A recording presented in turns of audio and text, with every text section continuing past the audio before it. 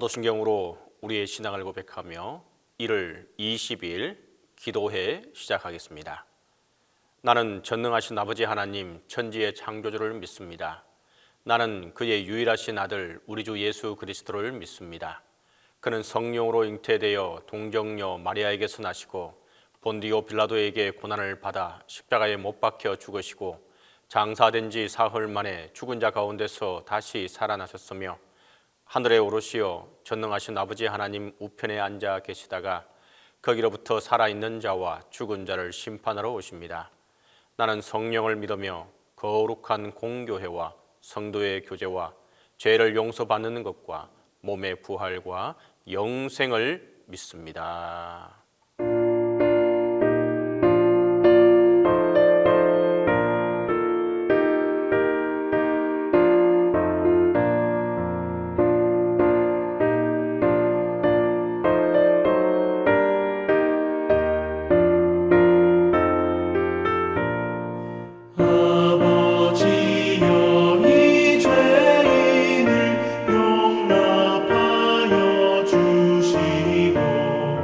예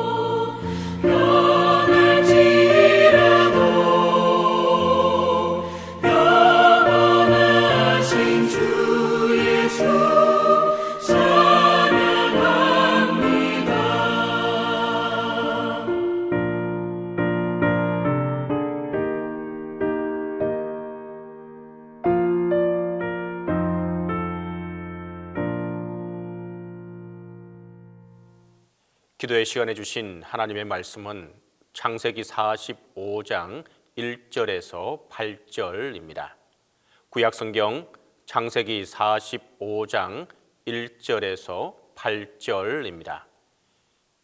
요셉이 시종하는 자들 앞에서 그 정을 억제하지 못하여 소리질러 모든 사람을 자기에게서 물러가라 하고 그 형제들에게 자기를 알리니 그때에 그와 함께한 다른 사람이 없었더라. 요셉이 큰 소리로 우니 애굽 사람에게 들리며 바로의 궁중에 들리더라. 요셉이 그 형들에게 이르되 나는 요셉이라. 내 아버지께서 아직 살아 계시니까 형들이 그 앞에서 놀라서 대답하지 못하더라.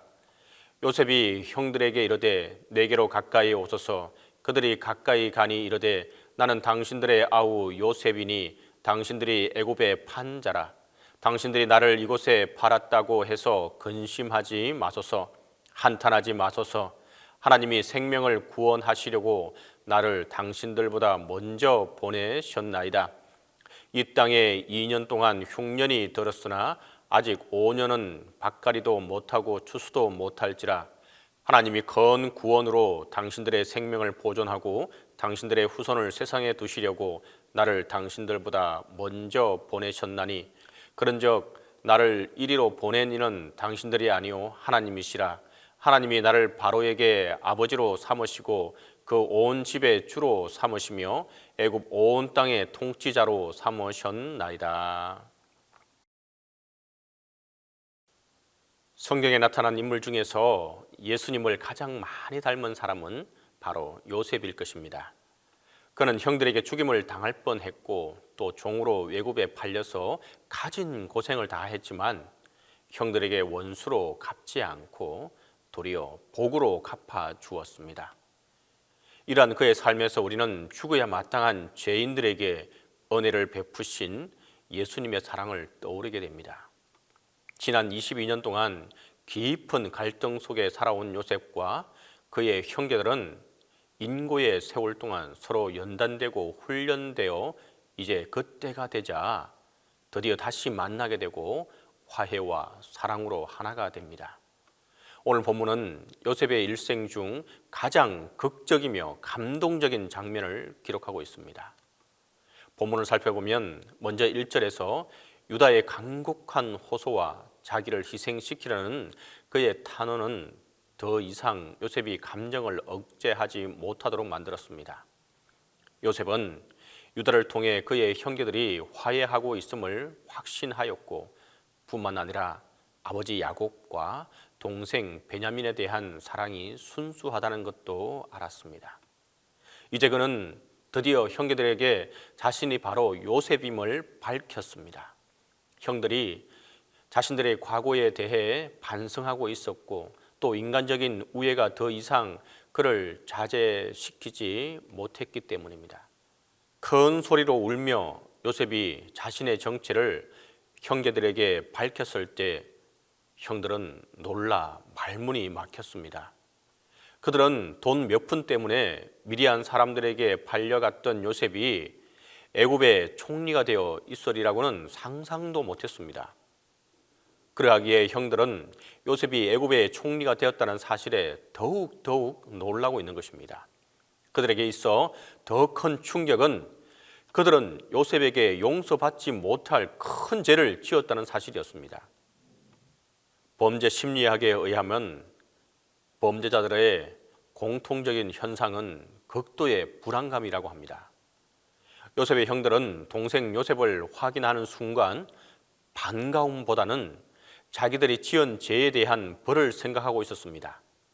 그러한 사실을 짐작한 요셉은 침착하게 겁에 질린 형제들을 안정시키려고 노력했습니다.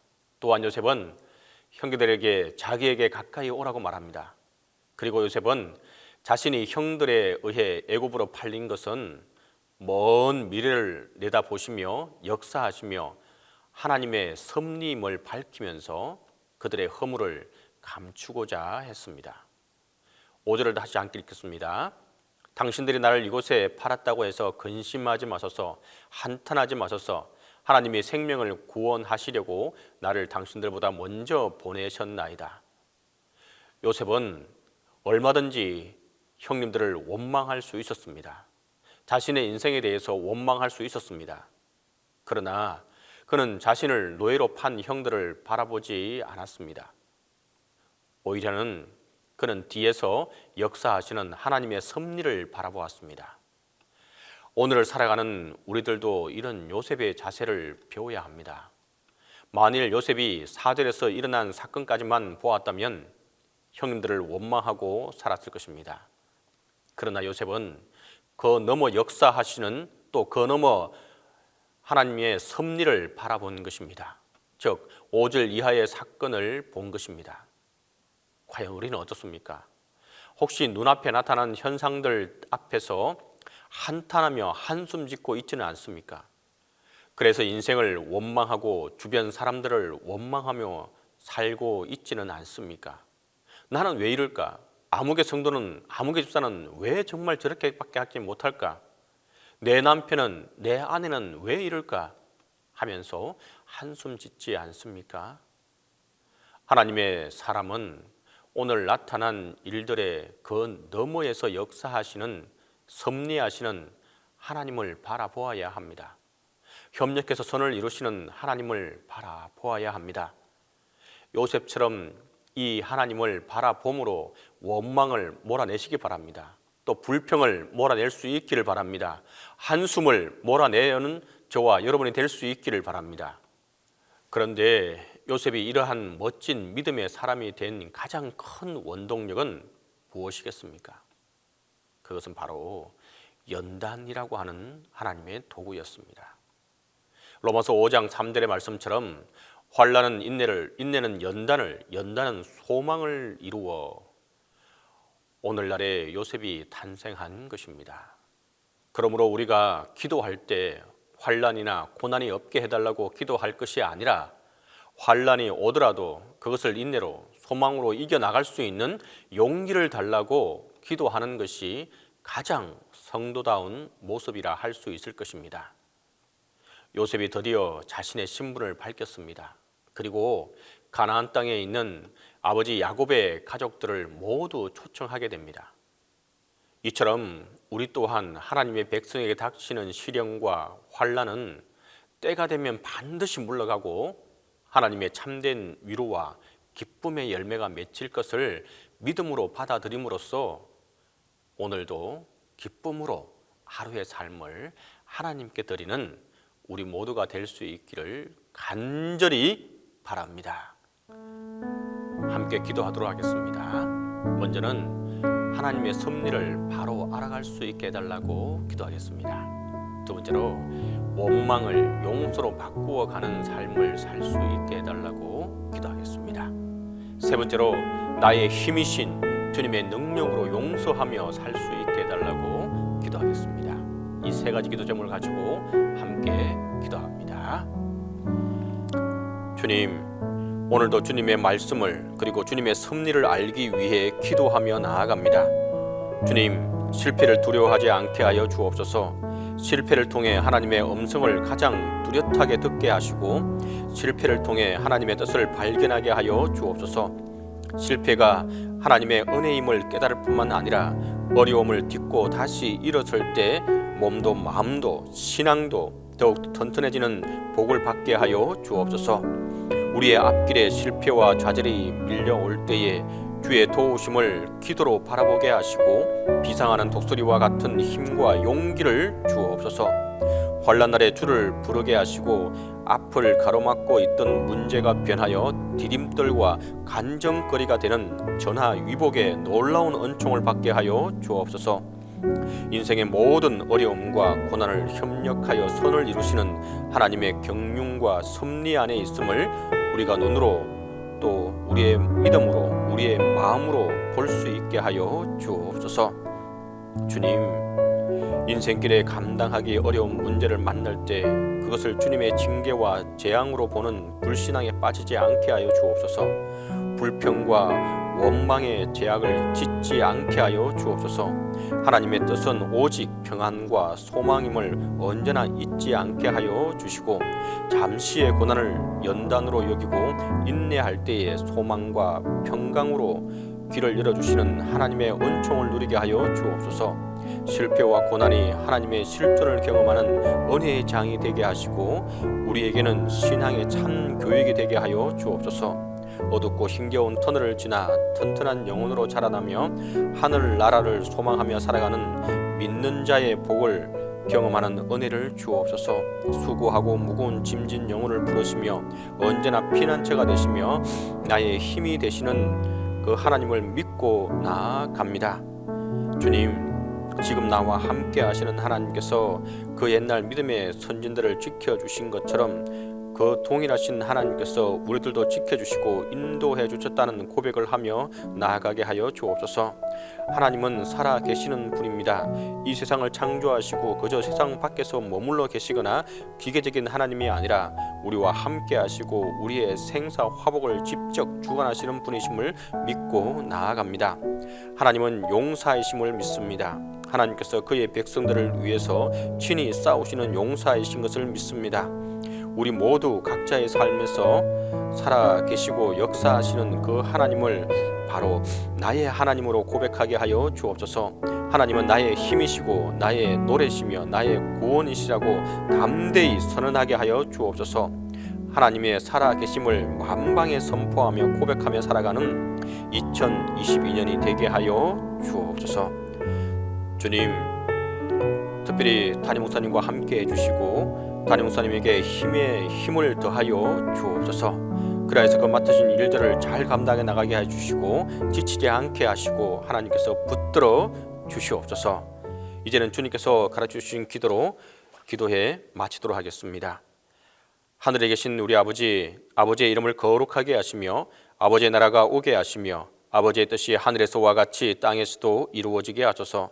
오늘 우리에게 일용할 양식을 주시고 우리가 우리에게 잘못한 사람을 용서하여 준 것 같이 우리 죄를 용서하여 주시고 우리를 시험에 빠지지 않게 하시고 악에서 구하소서. 나라와 권능과 영광이 영원히 아버지의 것입니다.